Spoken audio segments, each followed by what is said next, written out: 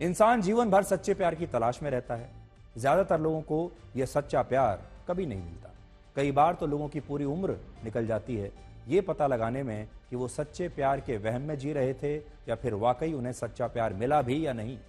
आज के जमाने में जब हमें हर तरफ प्यार में धोखे और बेवफाई के किस्से सुनने और देखने को मिलते हैं, तब एक ऐसी कहानी मैं आपके सामने लेकर आया हूं जिसमें आपको सच्चा प्यार और वफादारी दोनों के दर्शन हो जाएंगे। आजकल सोशल मीडिया पर विवेक पेंगनी और सृजना सुवेदी की कहानी बहुत चर्चा में है। नेपाल के मशहूर सोशल मीडिया इन्फ्लुएंसर विवेक की 19 दिसंबर को कैंसर से मौत हो गई। विवेक काफी समय से कैंसर से लड़ाई लड़ रहे थे, लेकिन उनका यह सफर आज पूरी दुनिया के लिए मिसाल बन गया उनकी पत्नी की वजह से। विवेक और उनकी पत्नी सृजना इंस्टाग्राम पर रील्स बनाते थे। एक दिन विवेक के सिर में दर्द हुआ। इसके बाद उन्हें पता चला कि उनका ब्रेन ट्यूमर चौथे स्टेज में पहुंच चुका है और उनके पास सिर्फ 6 महीने का समय बचा है। डॉक्टर्स ने जवाब दे दिया। इसके बाद विवेक की पत्नी सृजना ने अंतिम सांसों तक विवेक की सेवा की, विवेक को खुश रखने का पूरा प्रयास किया और कोशिश की कि विवेक की जान बच जाए। जब विवेक की कीमोथेरेपी होती थी तब सृजना उन्हें गले लगाकर यह समझाती थी कि एक दिन सब ठीक हो जाएगा और उन्हें हर रोज कभी ब्रश कराती थी, व्हील चेयर पर बैठाकर बाहर घुमाने के लिए ले जाती थी, बाहर की दुनिया दिखाती थी, उनके साथ त्योहार सेलिब्रेट करती थी। मौत के इतने करीब होने के बावजूद सृजना ने विवेक का हौसला बढ़ाया और विवेक का जन्मदिन पूरे जश्न के साथ मनाया। कहते हैं कुछ प्रेम कहानियां अधूरी होकर भी पूरी हो जाती हैं और इस प्रेम कहानी को आप इस तस्वीर से समझ सकते हैं। पहली तस्वीर कैंसर से पहले की है और दूसरी तस्वीर कैंसर के बाद की है।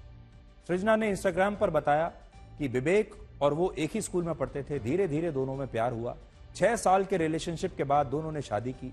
विवेक की पीएचडी के लिए दोनों अमेरिका चले गए, लेकिन किस्मत को कुछ और ही मंजूर था। कुछ ही समय के बाद विवेक को सिर दर्द रहने लगा। वो चलने फिरने में असमर्थ हो गए। एमआरआई के बाद पता चला कि विवेक को स्टेज 4 का ब्रेन कैंसर है। दोनों की दुनिया जैसे खत्म हो गई, लेकिन सृजना ने उम्मीद नहीं छोड़ी। उन्होंने अपने पति का ख्याल एक छोटे बच्चे की तरह रखा और हर एक जो उनकी यादें हैं उसे सोशल मीडिया पर वो लगातार शेयर करती रही। एक समय यह भी आया जब सृजना ने विवेक के गिरते बालों को देखकर उन्हें हिम्मत देने के लिए अपने खुद के बाल अपने ही हाथों से काट दिए। उनकी दिनचर्या पूरी तरह से विवेक पर आधारित थी और एक हमसफर बनकर वो हर कदम पर अपने पति के साथ खड़ी रही।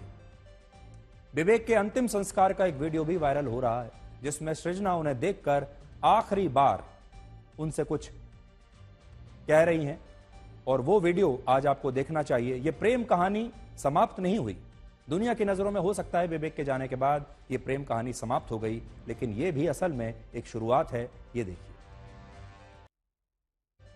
लोग प्यार में अपनी जान तक देने की बात करते हैं, लेकिन सच्चा प्यार वो होता है जो जीते जी निभाया जाए और सृजना ने यह साबित कर दिया। कुछ दिन पहले जहां 34 साल के अतुल सुभाष ने अपनी पत्नी से परेशान होकर आत्महत्या कर ली, वहीं 32 साल के विवेक पंगेनी को सृजना जैसी पत्नी मिली और ये उनकी खुशकिस्मती थी।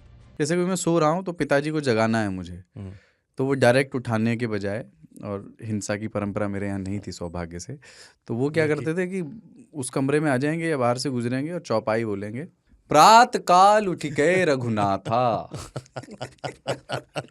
मात पिता गुरु नावई माता।